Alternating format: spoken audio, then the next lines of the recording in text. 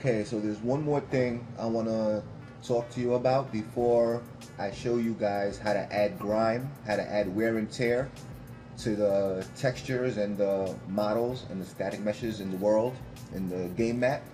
So as you can see, what you're going to get is pretty much going to be very, very clean. So this right here is coming straight out of Maya. This is actually in Maya right here, right now, right?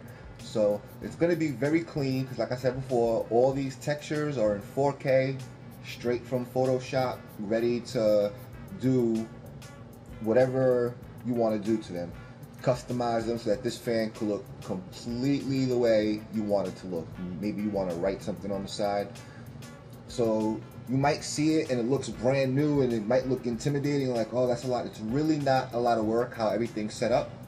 So this is how I imported the fan into Unreal, right? And because all the textures that I made are really, really uncompressed, like this right here is the template that I created to use for the diamond plate. So if I have this, I simply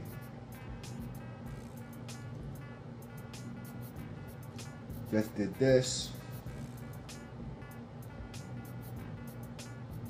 and I took a render of this screen right here, obviously with, you know, not that selected, in a pure 4K. So this allows a perfect loop, so you could paint grime and add grime anywhere you want. You could zoom in on this a lot. And because this is uncompressed, this file right here included with the free metal textures and honeycomb textures, if you want, you could import it into Photoshop and make it 8K and then recreate the texture from there. I can make a tutorial how to do that if I didn't already have one in there. And then you'll have an 8K loopable texture. It'll be clean, but you can add your own grime to it, like I'm gonna show you in a little bit. It only took about 15 minutes, and that's only because I was undecided to go from this to this.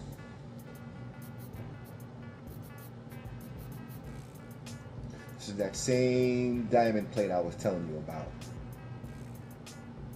I'm zoomed in real close. A playable character couldn't even get this close. Probably maybe this close at best. And you could come in here and paint, grime, and add and different changes. I'll show you how to do in a second. You can easily swap out this fan blade, as this fan blade isn't actually a mesh. It's simply being cut through transparent, and it is a perfect square. So you could go Photoshop, go online, cut out a fan, make it have an alpha channel, and you could basically plug the alpha channel into your opacity mask or translucent, however you chose. I would use the opacity mask for this particular situation, and then just add a rotator on it, and you've got a different fan blade. Maybe it's a different style fan blade you like. Maybe you don't like my fan blade, right? You could just, maybe you want the fan blade to be faster. I don't know. Let's make it 6 times fast. Yeah, 4 times faster, right? Let's see how this looks. Now it's going fast. Who knows? Maybe you put this somewhere in the game and a character jumps on it and he can get tossed up into the air. This fan has multiple versions.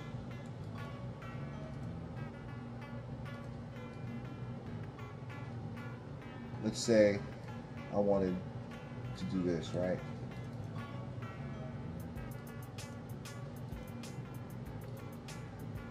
Maybe for a particular situation I want those fans to be glowing. I don't know. It's an option though.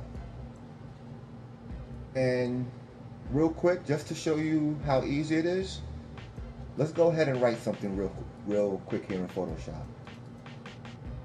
I am using an old version of Photoshop, so everybody should be able to easily open up the files. and I actually have these included. So these cautions are included. I made the same way I just showed you. I'm actually going to, I like this one.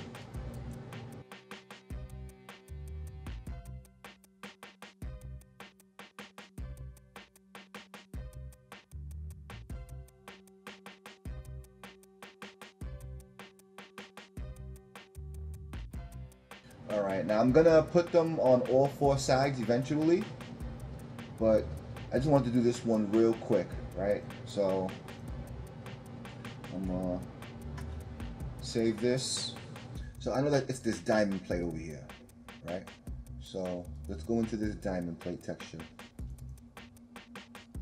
I have a few things going on in here, nothing really crazy.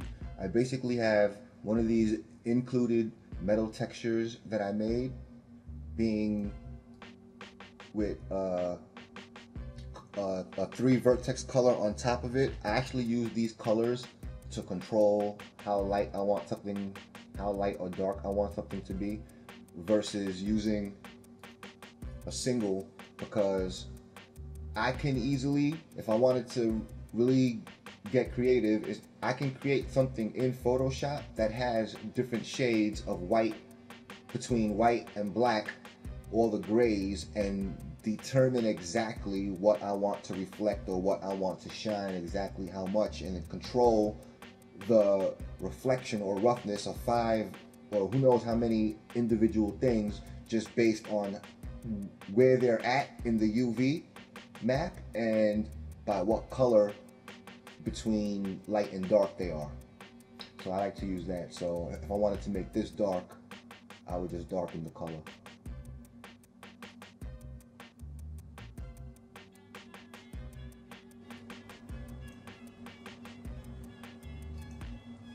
So let's add that on top. Let's actually add it underneath to get this grime on it, right? And we want the scratches on top also.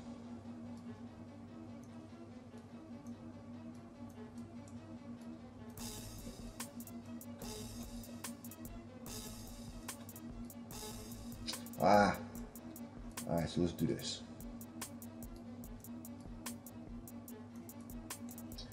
Get organized a little bit. Okay, I look organized enough. So, like I said, I do want to multiply. So I'm just gonna plug, let me get a new multiply real quick. Just unplug that. Unplug this. Start clean. Alright. So I have this adding over here, these two things being added, going into my multiply on top of this. And I want to multiply this whole thing on top of what's going on over here. So, let's start preview from here. Got my scratches, got my, actually, let me try something else.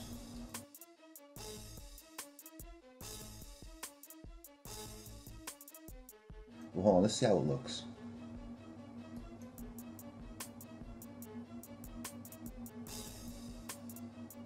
Okay, I'm definitely gonna have to lighten up, and I definitely don't even see it.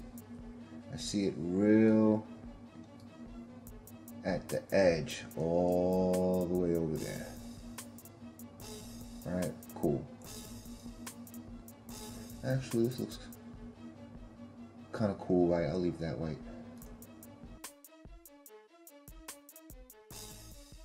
I should just be able to re-import right there. Let's also turn power of 2 mode on since we're here. Let's also make it 2K. Don't gotta be 4K right now, so I should just look at the fan, see where it's at. And it's coming up to the edge, but we're not seeing it, right? That's where the warning label was. Let's lighten this up again. I could just